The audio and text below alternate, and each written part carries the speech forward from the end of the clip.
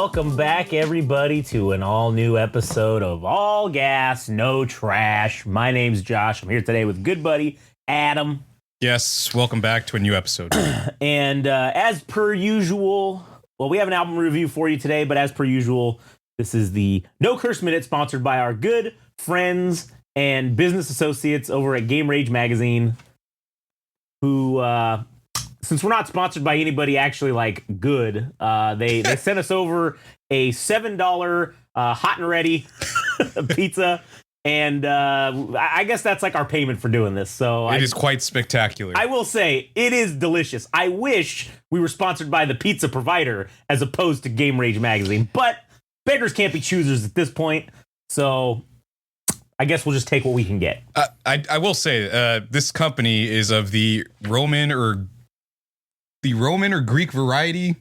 Yeah, I think that's Roman. Yeah, Roman. Yeah. And the pizza of sorts is a pretzel pizza, and it's quite fucking delicious. It is good. It's the first time I've had it. It's delicious as hell. Yeah, so that'll keep us fueled for the rest of the review, and then well into the night. Well into the night. All right, the minute is now over. Yeah. So we can move on to the topic of the day, which we are going to listen to and review Mei Semones' new album, Animaru. And I will just preface, as I usually do, that I've never heard of Mei Semones, nor do I know what an Animaru is. However, Adam, you've been listening to this for quite some time, haven't you? Yeah, it's kind of funny. I didn't actually know that this was her debut album because I think she's been active for 5 years at this point. Man. And I just have to quickly mention, and just as proof, this is not bullshit. Yeah. I'm a day one oos. Day one shit. It's just me, oos. Since 2020, according to this Instagram, I messaged her back on July 1st when her first single came out. It was called Foas or something like that. Damn, July 1st, 2020, you said, just wanted to say I came across some song recently, and it's such a lovely song. It's the greatest song. It's a lovely song. It's the best songs. Looking forward to more music. And she replied. Yeah. Thanks so much. So we're 5 years in, and she hasn't released a debut album until now. And I just happened to find out that she released. So it's actually been quite a bit of time that's passed by since I've listened to her music. I've listened to singles here and there, but like as far as EPs and stuff, like I've kind of I've been somewhat forgetful about them. So this will be like mostly fresh to me as well. So I don't know if I have anything else to add. It's very hard to describe her music. This just came out 2 days ago. Yeah.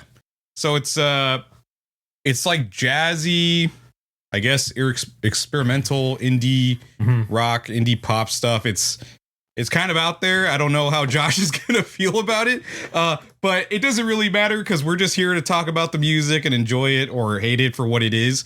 And it should be a relatively good time. Yeah, I will say it's pretty cool that she's with Bayonet Records. I think that's a sweet ass fucking name, man. Bayonet Records, already getting points in the positive direction. Yeah. So we got to get to the first track. Yeah, well, as you always do, if this is your first time, if you're a first time, long time, or a long time, first time, this is what we do. We pull up our Apple Musics, our Spotify's, our 1800s phonographs, our ancient music boxes from the Mesopotamian era, and we fire up the album and we listen to each song and we pause the recording and listen to it so that you can also pause the recording and listen to the song if you want to, listen along with us, because that's fun. So why wouldn't you? But anyways, go ahead and fire your stuff up and let's get into it. The first track, Dumb Feeling, off of Mei Semones' latest, well, I guess debut album, Animaru. Here we go.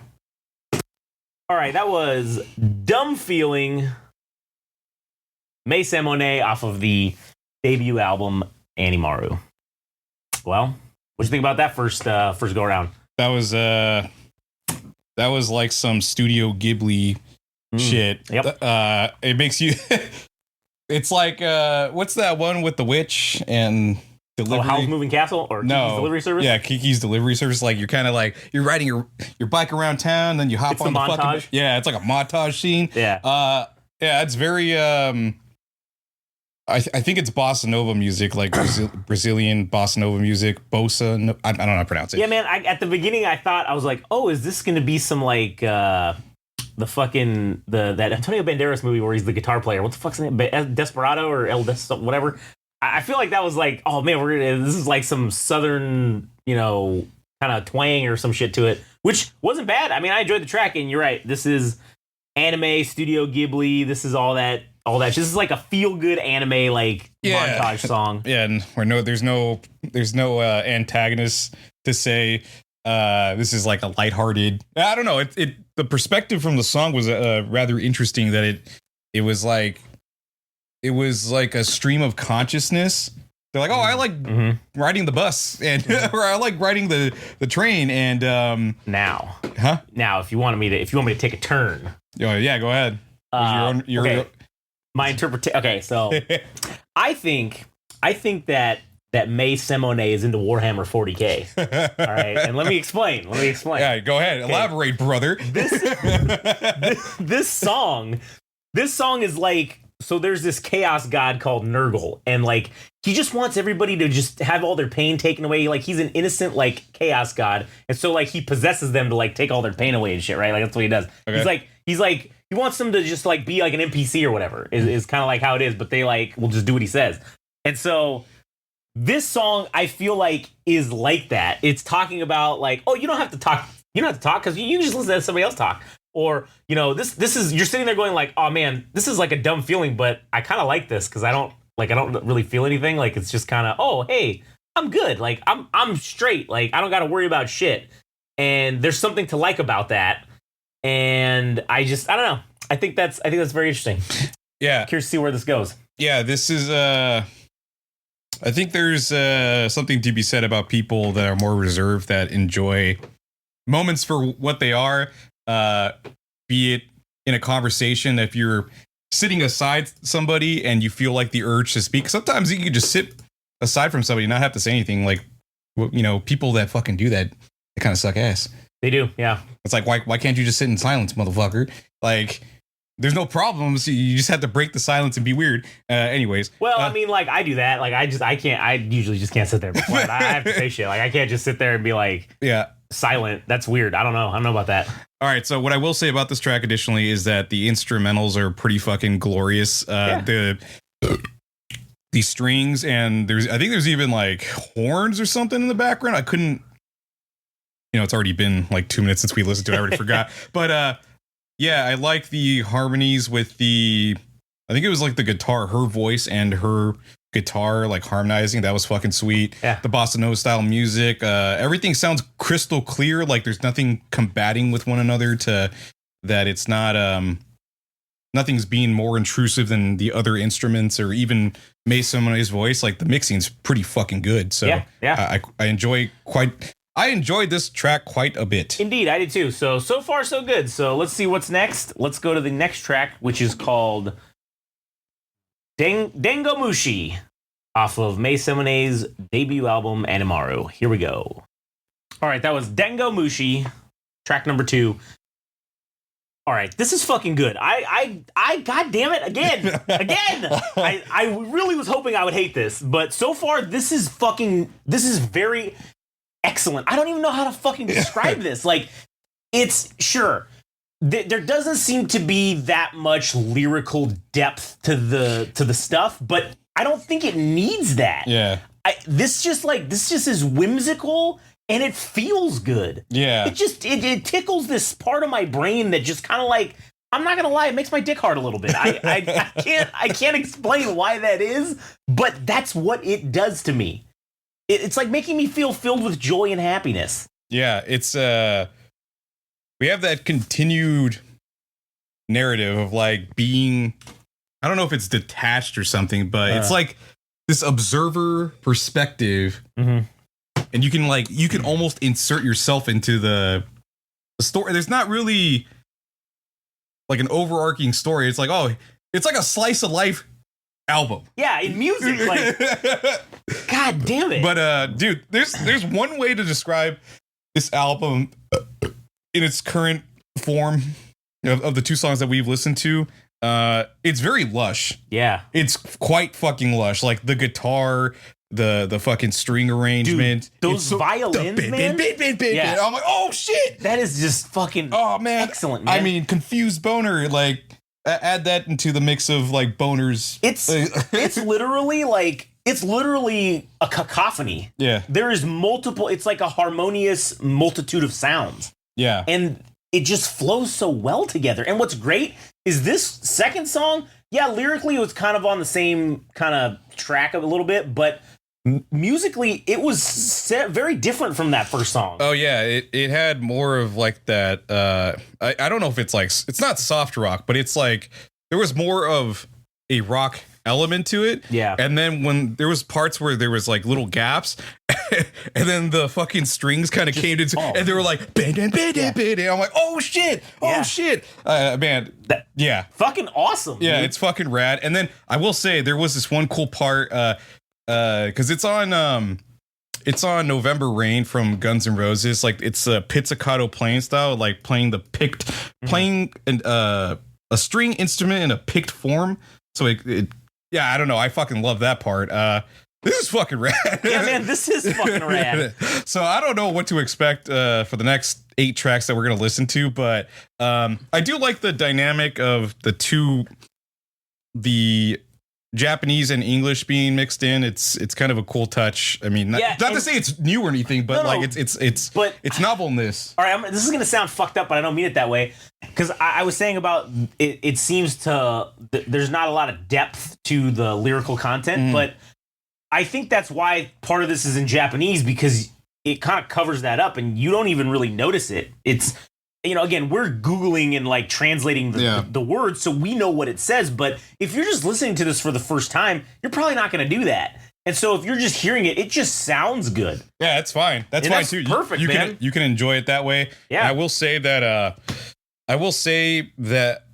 I do like this song for the whimsical lyrics, as you said, because it kind of talks about being in harmony with like nature and just enjoying things as they are, and it's very lighthearted and enjoyable. I'm just waiting for like the other shoe to drop it, like bad shit to happen. And I'm gonna be sad when that happens. Like I might actually cry this episode. I don't know. And I just want to quickly note, I forgot to mention that I don't know what's up with the cover, but it's like a fucking rat with wings. And it's got colorful bouquet like circles. Yeah, it's very cool. I don't know. Anyways. All right, so let's do the next track. Track number 3, Tora Moyo. Here we go. All right, that was track number 3. Tora Moyo? Yeah, Tora Moyo. Tora Moyo. Man, another fucking banger. Yeah. That God damn it, dude. This is expertly and masterfully crafted. Yeah. What is that called? Is that like, it's not improvisation, but it's like you're harmonizing with your instrument? Yeah. Dude, the fact that she could harmonize with her instrument, like, and not be flat or too high pitched, it's right in the pocket of the fucking tone. That skill level is off the fucking charts. And then whoever's playing that guitar, dude, that guitar solo, I think that's her. That's fucking amazing. Yeah. I was literally, that's what you would probably consider like a soft rock-ish kind of guitar. Dude, I was fucking headbanging and throwing up the devil horns and shit. That was straight fire, man. I hope my fart didn't come through on the mic. I hope it did. Because it's just the excitement is just expelling all the air from your body with how good this is. She has sonically expelled all oxygen from your blood. Yeah, that was just me expunging all demons from my insides. Yeah. Now I'm filled with love. Love and joy. And fuck, man. Like, I didn't know this feeling could exist. Yeah. This is a far cry from Ichiko Aoba's Luminescent Creatures, where it felt like the world was ending. Yeah, this is the exact opposite. It does feel...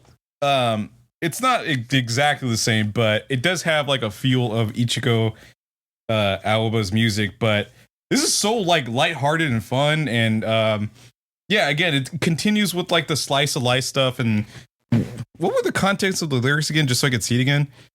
It's just like traveling and taking your guitar, like, because she's obviously touring with her music, so it's like a talking about being on tour and also having somebody at their side, and that their hands are not just for the music but also for, well, as she says, it's her hands are belong to her significant other, and for nothing else, and if nothing else but for love, I guess. And very cool, like bossa nova sound, and again, like the harmonies with the instruments and all the instruments in general, dude, so fucking cool. Like, yeah, I really didn't know what to expect from this album, and I've been rather surprised. In fact, I've been blown away with these 3 tracks that we've heard. So we can get to the next one. Yeah, so let's check out the next one. Track number 4. I Can Do What I Want. Oh man, I hope this song is what I think it's about. All right, here we go. All right, that was track number 4. I Can Do What I Want, and goddamn right, whatever, I do what I want. I'll digitally reinsert Jabba the Hutt in the original Star Wars. Whatever, I do what I want. That was the best song we've heard so far. That song was a fucking certified hood classic banger. I feel like that kid in that meme video where he's like, I got Fortnite, I got a girlfriend, I got pizza, except minus the girlfriend, and I just have like a Roman pizza. Yeah, and I have a topo. No way, I can't say that. a carbonated beverage, a refreshing, sparkling beverage. Oh man, I have Mei Semones. I can't be beat right now. No, I'm in ecstasy. We are on top of the fucking world right now. You know, if India nukes Pakistan right now and we all die, wow, what a way to die. Yeah, we're on top of the world. We're definitely ascending into the next realm because we're listening to this. Yeah, or we've peeked our head into the next realm through the music of Mei Semones. I gotta say, man, it's crazy how she has these like these hard beats that really kick the song into like the next fucking gear. So it's like when there's a hard like, beat, it's like, then it's a tempo change. Just it's like, bop, bop. Yeah. It's soft, hard beat, and then. Yeah, and it's amazing how it transitions from like the fucking indie rock shit into like the orchestral, or rather like the string quartet and all the other stuff in the background. It's so cool, and I feel like there's a theme of I think what you could probably say is like intuition, because I feel like that's kind of been there in the last 4 songs. She's like, don't think about it too much, enjoy life, do it, do the things you like. If you're in a relationship, give what you want, don't do more than you should.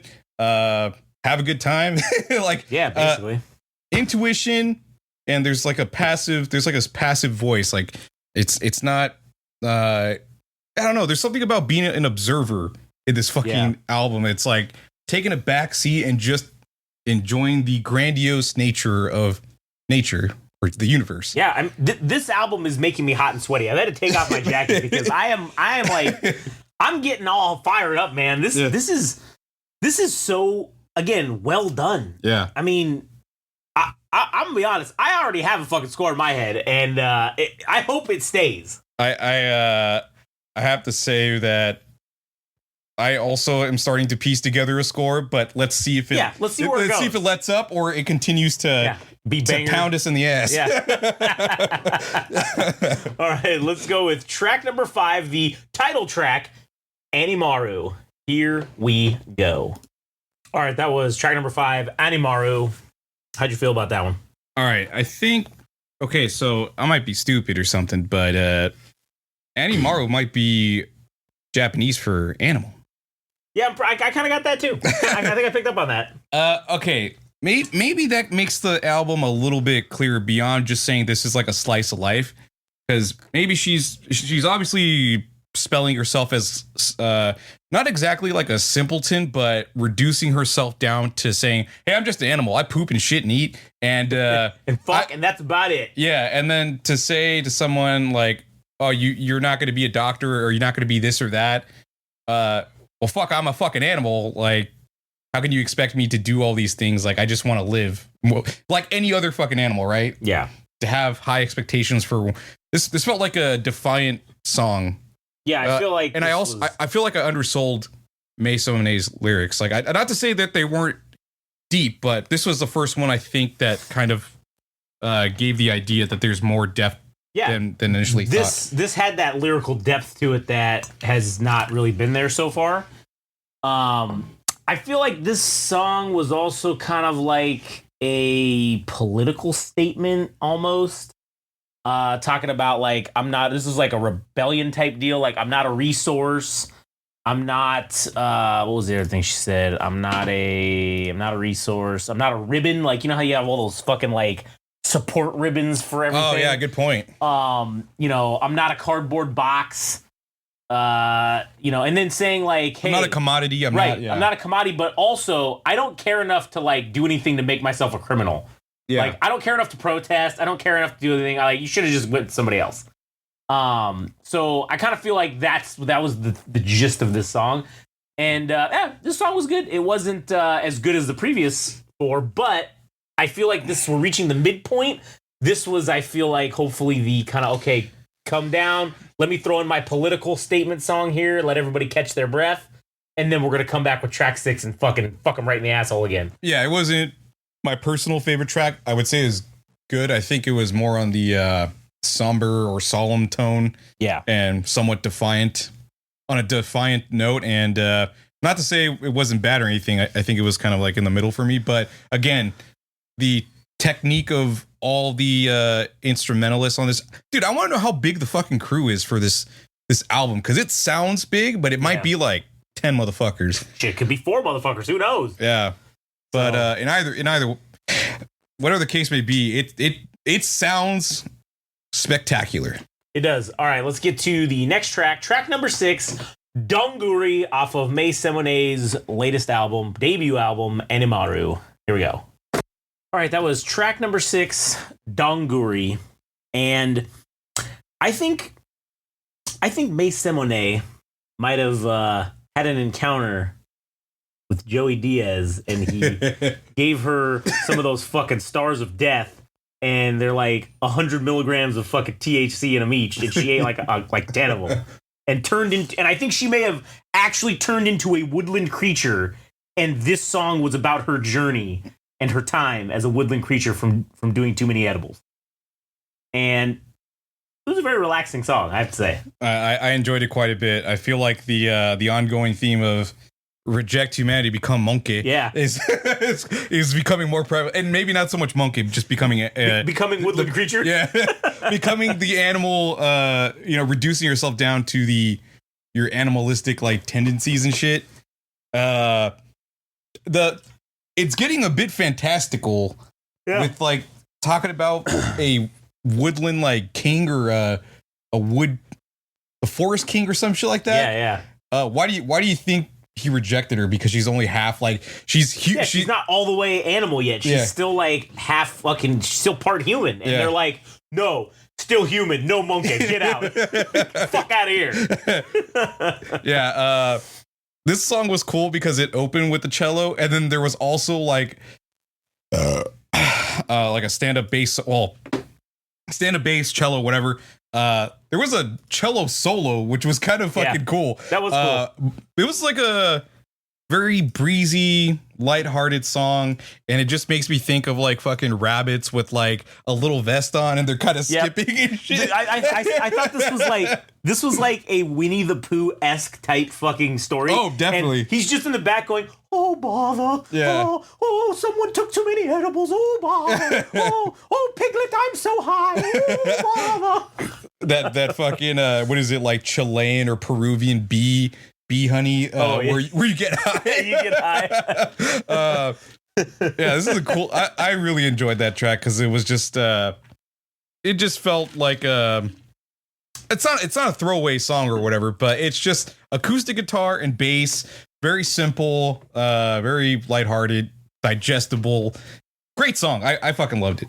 Yeah, it was a good time. All right, let's get on to the next track, which is track number 7. I don't know what this is about, Norwegian Shag. I don't know. Could be talking about carpet. Could be talking about fucking. I don't know. I guess we'll find out. So here we go. Track number 7, Norwegian Shag. All right, that was Norwegian Shag, track number 7. What'd you think about that one? Banger. I gotta say, man, as simple or as seemingly simple as lyrics are, I think it paints a relatively vivid picture. Yeah. And I like this track because of the story it told within it. I'm guessing, I don't know if this was like a romantic partner that they had, that they used to meet up in the park and would note the trees and the statue and the dirt, like the dirt road or something. But talking about like the passage of time with like the statue developing plaque or whatever, or rust, and then talking about how they missed that person. I feel like there's a parallel between that and the statue. I don't know if that was romantic or not, but it's very cool. It's a very cool track to reminisce about a specific like place, but also visualize it in a past and present tense. If that makes sense. If you get No, that makes sense. When she said that line about something about playing the tune by Jocko or whatever, I don't know why I immediately got this image of Jocko Willink at a park, and he's just sitting there, just standing with his arms crossed, and he's just like looking around and seeing all the furry woodland creatures enjoying themselves, and he's just like, good. Yeah, good. I don't know why, man. That's who the statue is. The statue is Jocko. Yeah. And he's fucking standing there going like, they're taking extreme ownership for their actions. Good. But yeah, no, that song was another fucking banger, man. Fuck, what else do I have to say? Damn it, I had something I was gonna say, but I might have to save it for the next track if I remember it. But I was gonna say, it's kind of amazing that for this album, as deep as we've gotten, was it 7 songs? Yeah. Yes, they're playing the same instruments, but we're getting like different moods throughout each song. Yeah. And there's changes in tempos. Nothing really sounds the same. That is one of the biggest compliments I think you can give to someone, is that these tracks don't sound alike at all. Mm. They all sound totally different from each other. I have not gotten bored. I haven't been like, oh, like some other shit we've listened to, and I'm like, oh, it's the same fucking song over and over again with just slightly different words. Goddamn. That is not what this is. So.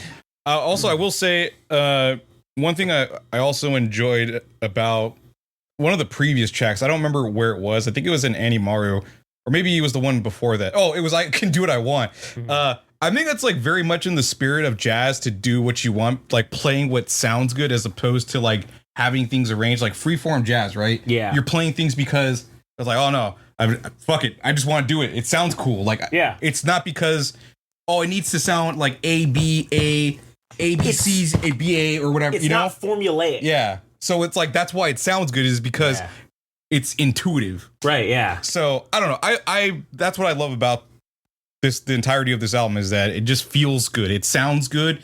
And it is good. Feels good, man. Feels good, man. The album. Yeah, serious. All right. Well, let's get into track number 8, Rat with Wings. Here we go. Billy Corgan.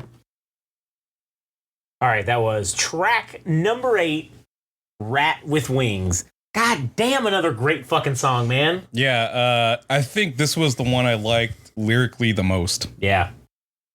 There's a lot to this song. There was a lot of depth to it. Yeah, I'm guessing the rat described is a significant other that they had a falling out, so to speak. Yeah. Still loves them, still thinks of them, and would never try to get back in a relationship, but still appreciates them nonetheless. But describing them as a rat with fucking wings, dude. Well, I guess we kind of got the idea of like why the fucking rat is on the cover. On the cover now, so the literal rat with wings. Yeah, it feels like we've gotten to the point where all these songs are starting to converge. Maybe not in a literal sense, but like all the introduced ideas in every single song, like reducing yourself to an animal or your animalistic like tendencies, and then describing people as an animal, like for this your significant other to be described as a rat with wings is rather funny. And also like intuition and I forget what other shit she's kind of talked about, but I think it's hitting on all notes for me, like lyrically and instrumentally. She's, for what we seemingly thought didn't have like lyrical depth, it's starting to come out now, like within these last couple songs. Yeah, towards the end here, it's starting to hit. And man, God damn it! How is this so good? And you literally, you're like, oh, I don't think you're gonna like this. Yeah. And I was like, oh, awesome for me to poop on. Yeah. But no. Now this is fucking great. It's a certified banger. One other thing or two things to know at the beginning of the song. I don't know how the fuck this probably just is the testament to the team behind her. Whoever's playing the strings, they were like scratching the strings and making like the ever slightest bit of sound. I'm like, how the fuck do you even do that? Like, I feel like we've gotten different ways to play the violins and possibly like the violas. Like every way, which way you could play it, they've done it. And it's like, fuck yeah, that's fucking rad. Yeah, I think this is the best evidence that sorcery exists, because that's clearly what's happening here. Yeah, and also the last 4 minutes, for whatever reason, Mei Semones just like, oh, I'm gonna have a fucking acoustic guitar solo, and then let's crescendo into with like the other instruments crashing in, and let's just make it as explosive finish as you can imagine. And banger.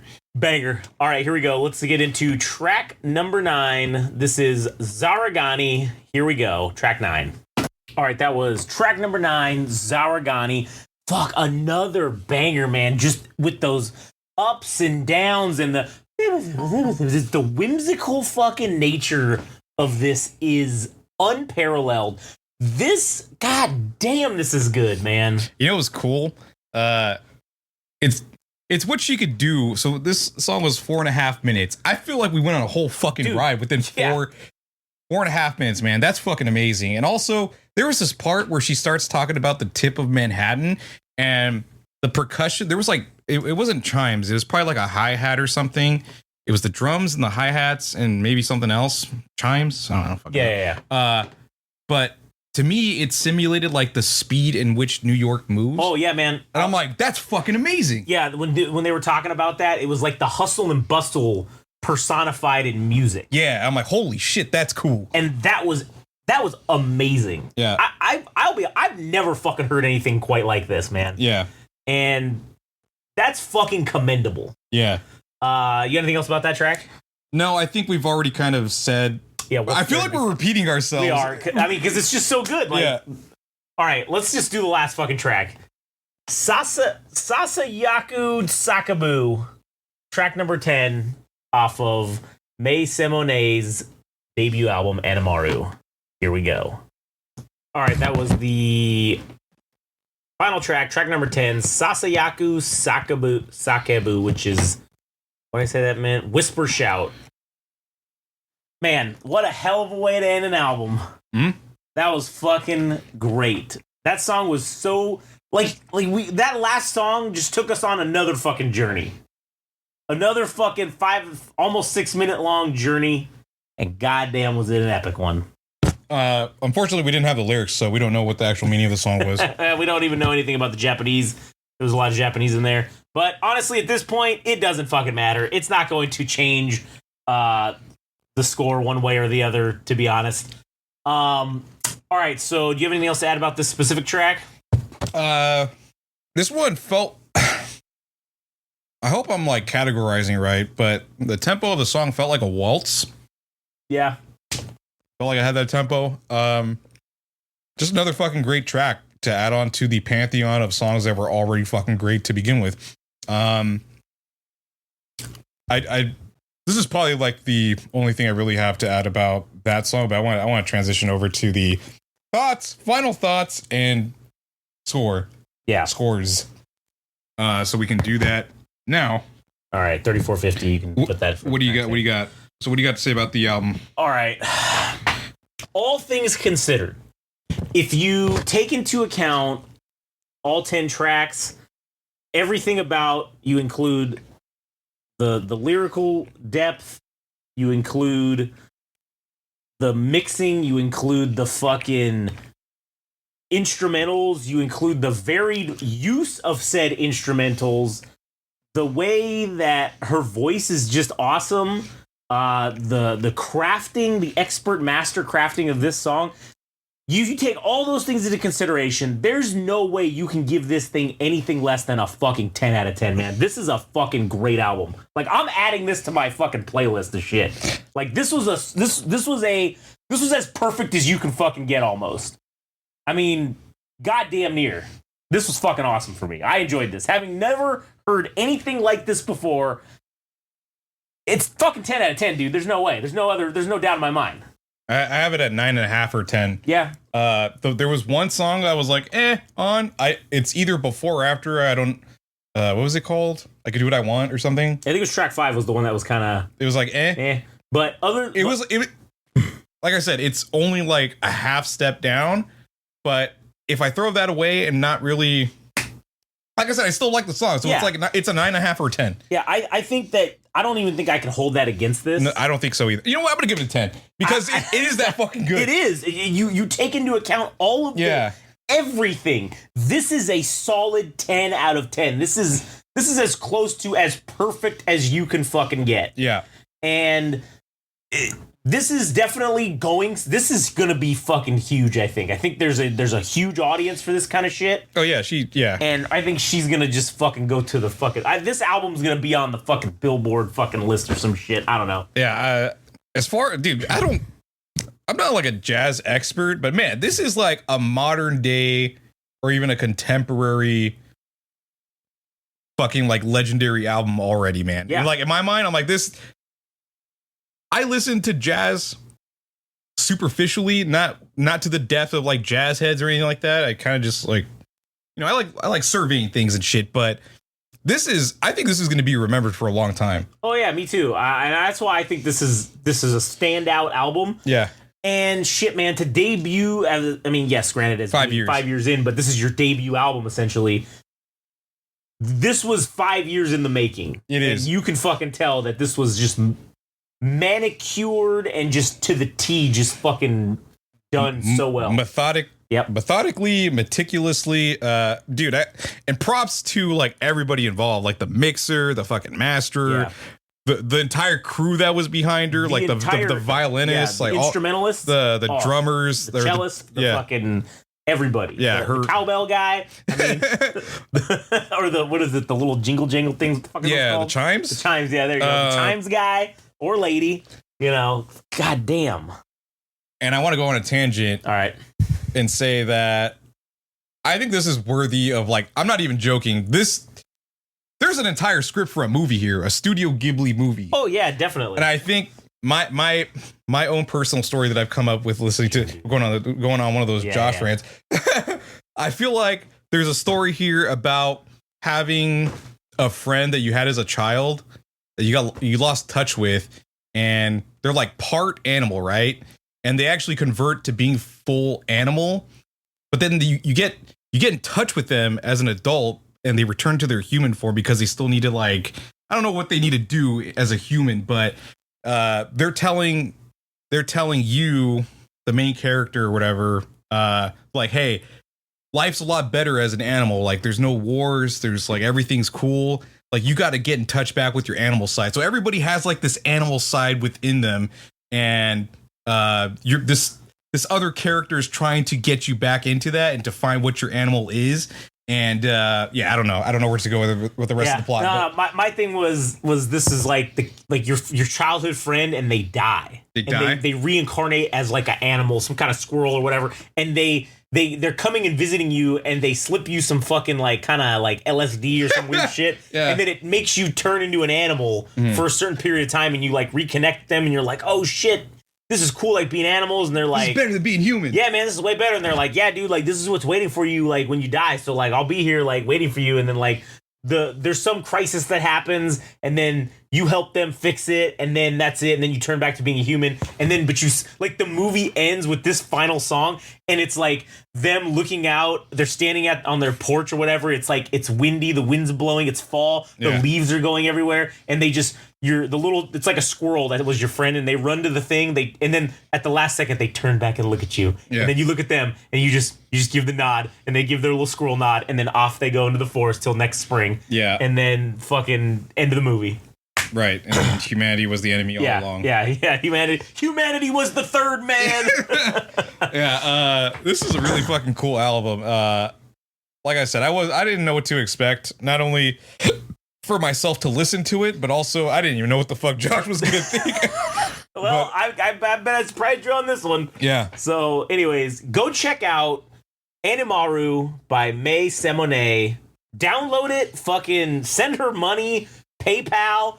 Zelle, whatever the fuck she's taking over there. Give her chestnut rice. Yeah, give her chestnut rice. Bring her some acorns, maybe. Yeah. Definitely feed her more LSD. That is for sure, or edibles, or whatever you want to do. Yeah. Man. And also cut us a check if you. While you're at it. Yeah. While you're at it, if you heard about her through us, send us 50% of what you're gonna send her. All right? This is only fair. Yeah. Anyways, all right. Well, like shit. I guess that ends the episode. 10 out of 10, certified fucking banger. I guess we'll catch you guys on the next one.